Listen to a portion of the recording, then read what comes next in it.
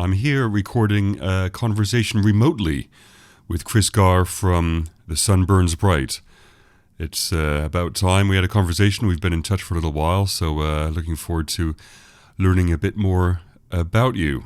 I was going to say him, but I guess because you're not here. But it's about you, Chris, and your music. Hopefully doing it this way without the kind of flowing conversation, we can still learn a lot, and I'll remember to ask you enough questions and about what's going on.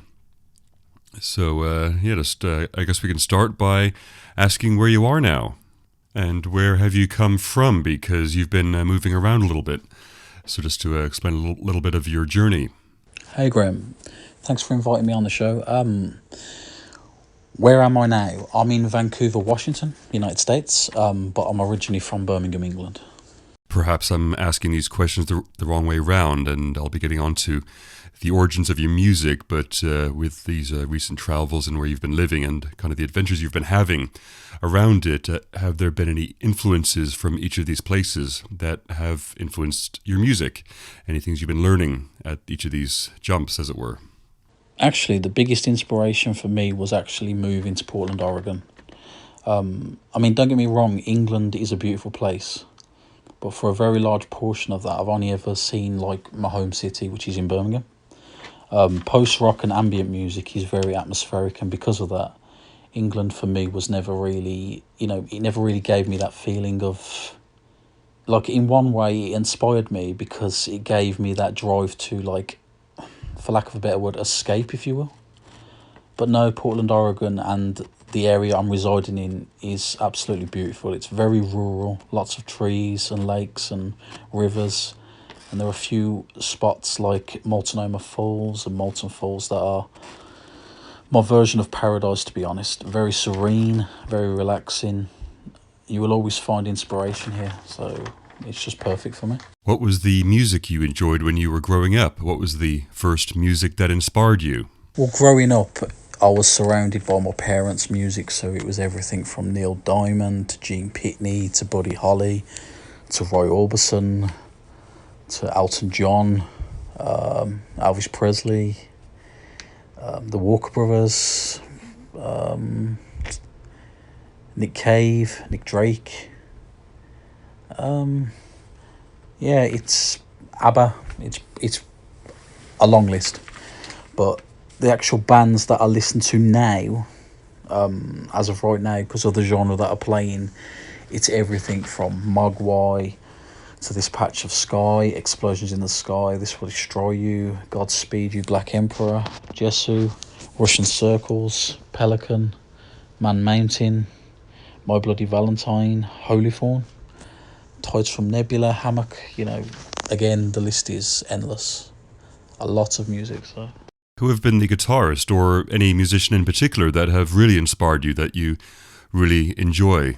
When it comes to bands or musicians that actually influence me, it would be people like Stuart Braithwaite from Mogwai, Jeremy Galindo from This Will Destroy You. I'm hoping I'm pronouncing that name correct. Kit Day from This Patch of Sky, Taka Goto from Mono, Mike Room from Man Mountain. But from a standpoint of like songwriters, it would be people like Justin Vernon from Bon Iver, Jeff Buckley, The Edge, Stephen Wilson from Porcupine Tree, Robert Smith, The Cure, Kevin Shields, Agnes Obel.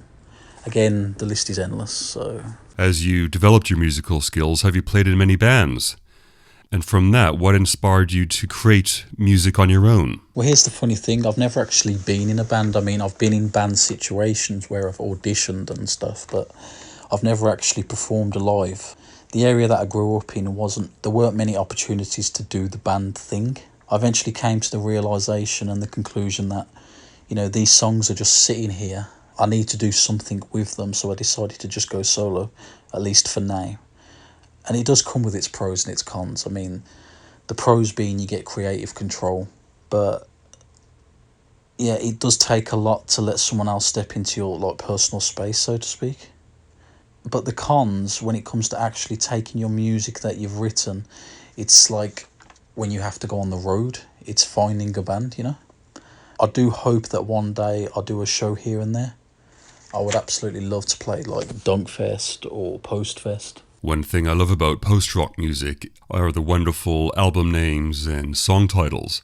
What inspired you to use the name The Sun Burns Bright, apart from the obvious positive connotations, and your wonderful song titles like one of my favorites, Forward We Move, Upward We Climb, I guess building up to those wonderful crescendos, and you can't see the forest for the trees. Is there any particular thought that goes in to the creation of these names? Again, it's funny that you should say that, because like the project name was purely the fact that my music, or at least I consider it, optimistic, uplifting.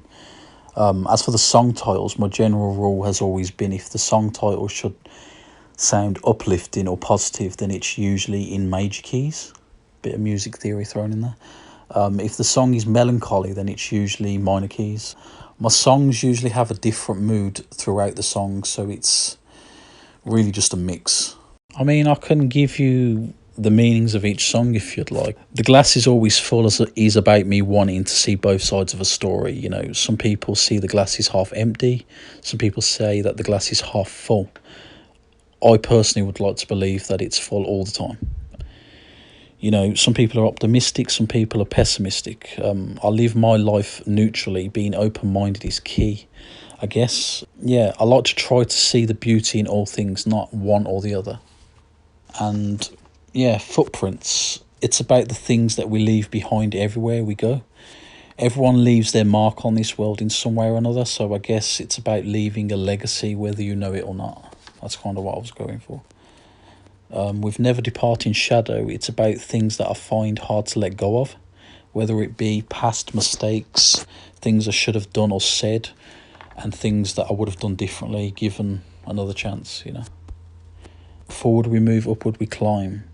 It's simply about progression. We all strive to be a better person than we were yesterday. We all want to attain perfection, or nirvana, if you will. Sky, Wind and Waves, this song literally doesn't have any meaning, it just sounded cool. Home is not a place, it's a person. This song is actually about my wife. Places and locations and destinations, they all change, but when you find, you know, that someone special like I did, that person becomes your home.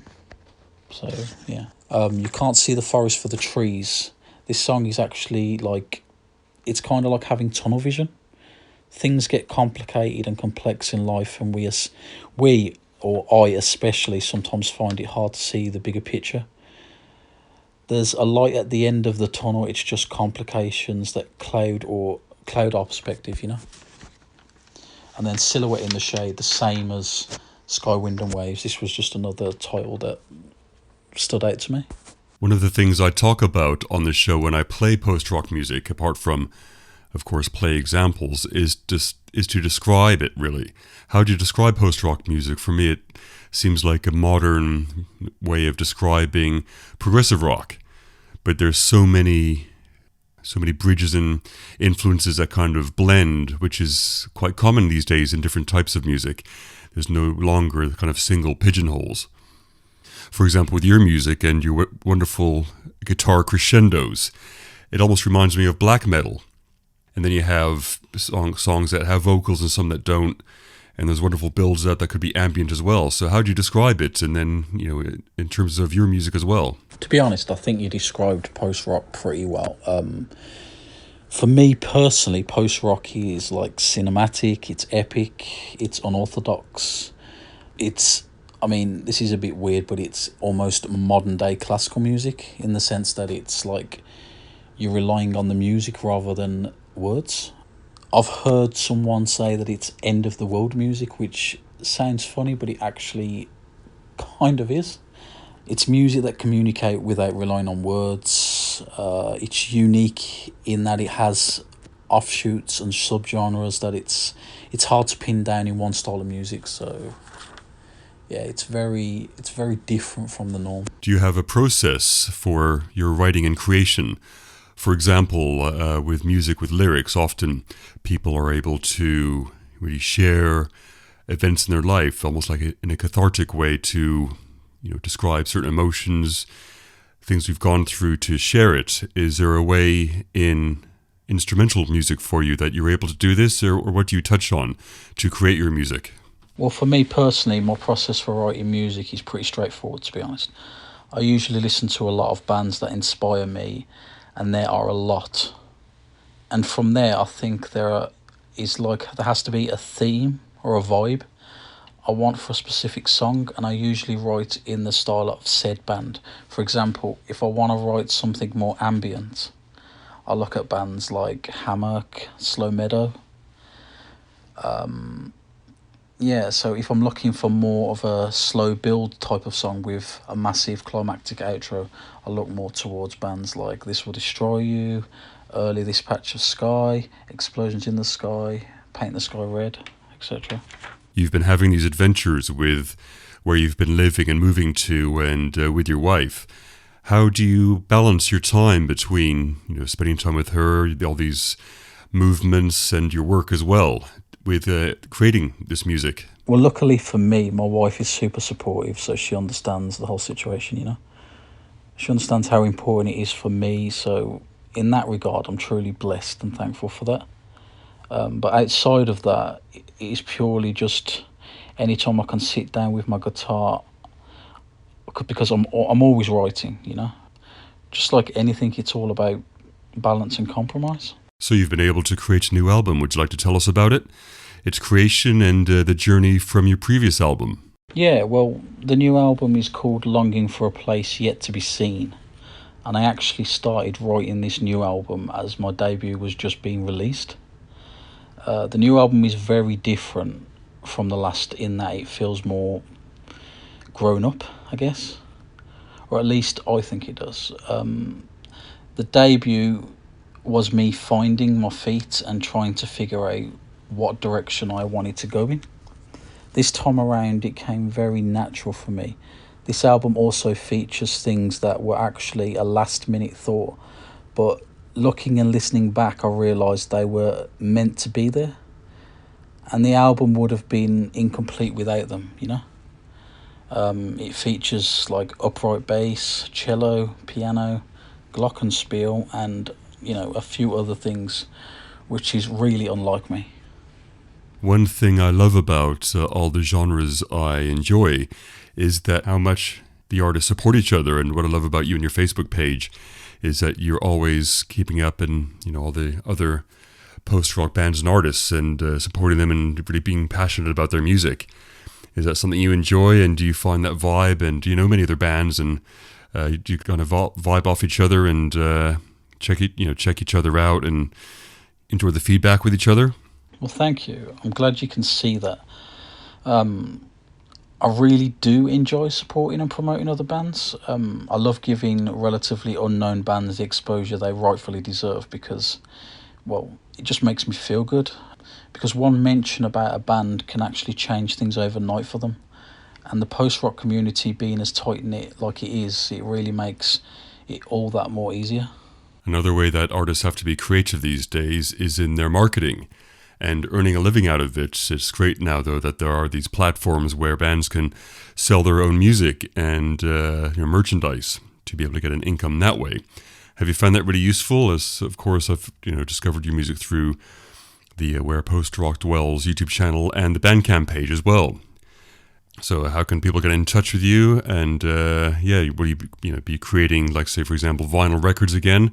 And is that a difficult process, but do you find it useful? Yeah, I really do feel that marketing does really help.